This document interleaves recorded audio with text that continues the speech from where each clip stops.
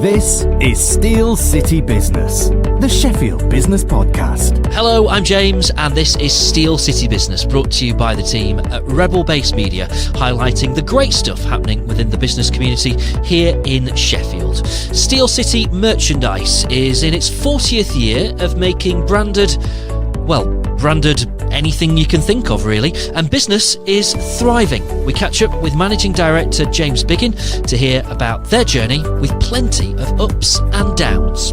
I'm James Biggin. I'm Managing Director of Steel City. We do branded merchandise. Now, this is a unique situation for us because this is Steel City meets Steel City. So we've got a lot of Steel City that's going on here. So tell us about your Steel City. So that was the reason that you jumped out at me with the podcast, to be fair. But our Steel City is a branded merchandise distributor that operate UK-wide. We've been going for 40 years this year, and we supply merchandise that people will put their logo on and use to promote themselves for their events, for their campaigns, or for anything to do with any of their marketing tactics that they employ. I'm going to really enjoy talking about this because I love stuff. I love bits. I love branded things. I used to. I don't know if they exist anymore, but I used to live in one of my old jobs. I used to get like a catalogue through every so often. Here's all the things that you could have branded with your company logo, and some of them were just absolutely ridiculous. Some insane things. So before we talk about the important stuff, tell me about some of the products that I could have branded if I wanted to. Well, it is crazy that you can literally do anything. So anything that links to what you try and do as a business, or that you have within your requirements to try and stand out. You can.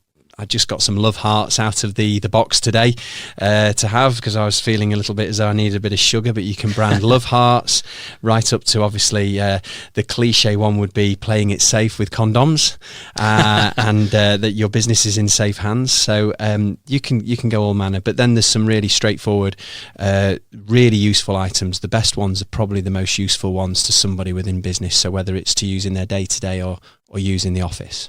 What's the weirdest thing that you've ever branded up for someone? The weirdest thing? I think we got an order for space hoppers from a charity, but they couldn't be branded. Oh, brilliant. But they were just to absolutely raise a stack of cash. Right. And I think they did. So you mentioned that you've been going for 40 years, which is fantastic and brilliant. And is that literally, is this year 40? Is this the 40th year? 2020 is year 40. Brilliant. Well, yes. Happy birthday on that note.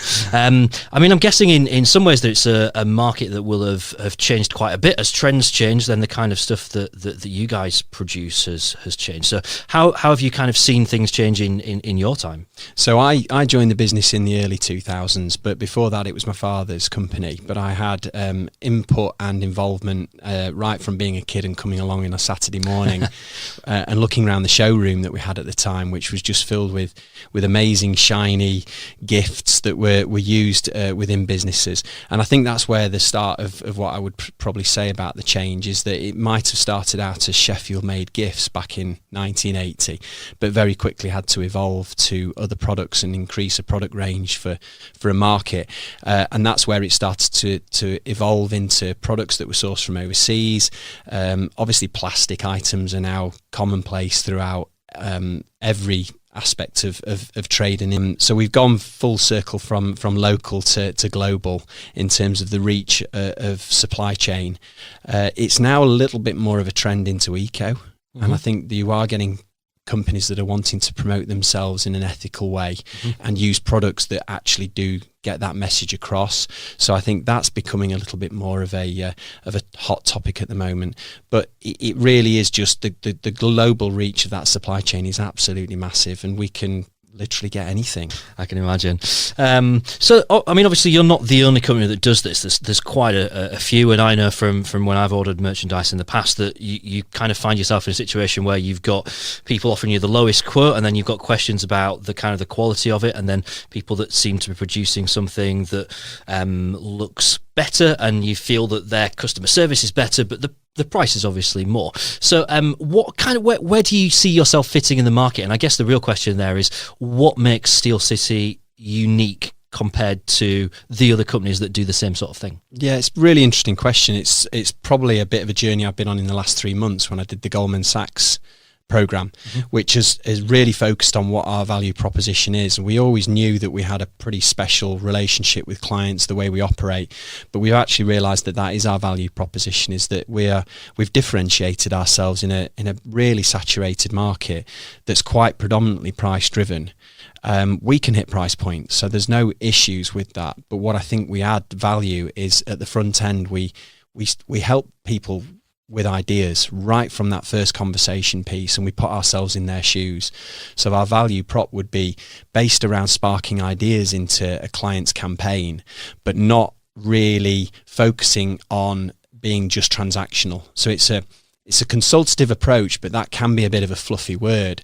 And I think what's interesting in the last few months of really getting into this is that people are requiring more concierge services. They're paying someone for a service that they really, really need at that moment. Now, we're slightly different in that concierge in terms of we don't charge people for ideas, but we will invest that time so that they don't have to waste it looking around brochures, looking around websites, and not really feeling confident in their choice, where we know what's worked, we know what's been used before, and we know what other clients are doing. So it's concierge, but obviously we're hoping that clients will stick with us and actually then place that business, given the effort we've put in. Probably a good time to ask you this question, if it's something that's kind of been at the forefront of your mind for the last few months. But if you had to pick 3 words that sum up the business, that sum up Steel City, what would they be? I think it's a spark. It's right. Investment, and the investment is in time and the people and the brands, and it's the honesty. The honesty is we're not trying to sell the product we can make the most money on. Our margins are very straightforward. We don't overcomplicate it, and the guys are really, from the moment they get the brief, they're really invested in what that client's trying to do. If they've already got their idea, they might feel they can challenge it with a better idea. That's not to make more money. That's actually to just test what the client is really thinking and what they think is working.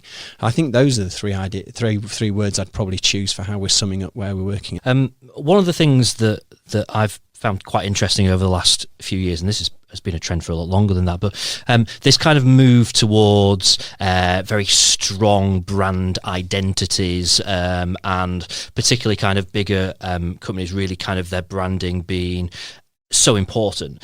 What other kind of trends have you seen and picked up on, and what, that kind of move towards very kind of strong, well identified brands, has that made things easier or more difficult for the kind of thing that you do? I think it's made it a lot easier. I think we can have some really good conversations with people, because if they believe in it and they believe how their brand is perceived out there, you can have some really good conversations with people about what they can use.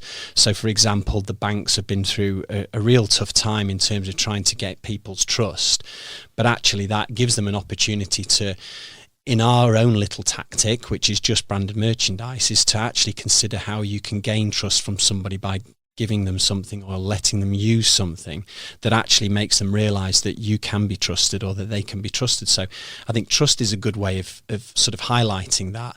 And equally, employees are really buying into company brands now. So new starters and new starter packs. So there's some, obviously, lots of people are sharing on LinkedIn when they've started work, and they come to the desk and there's the hoodie there, the notebook, the travel mug.